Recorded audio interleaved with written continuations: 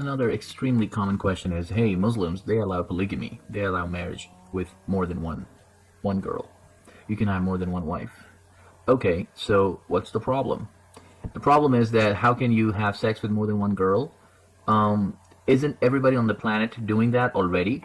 Because essentially, tell me, what is the difference between a wife and a girlfriend? Because you're allowed to have as many girlfriends as you want in every country, but you're not allowed to have as many wives as you want. So what is the difference between a girlfriend and a wife? The difference is, and get ready for this, the difference is when you're my girlfriend, I could do everything that I want, that I would do with a wife, except that you don't get any of my property legally.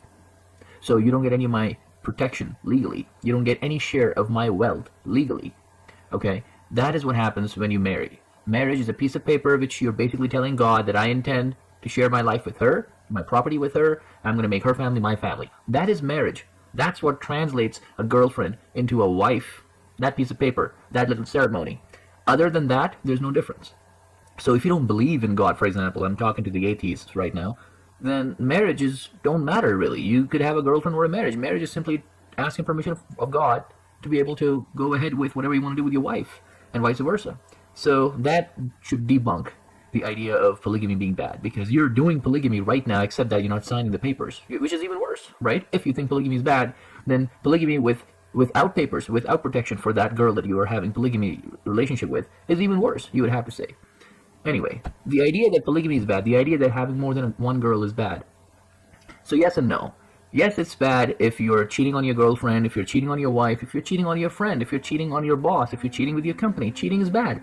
So nobody would have a problem with that. That's pretty logical, right? But polygamy does not mean you're cheating on your partner. Polygamy means you're having a relationship with more than one partner, and they're both aware of that relationship. Now, let's just say, for argument's sake, there's only 1 in a million girls who are okay with sharing a husband. So what?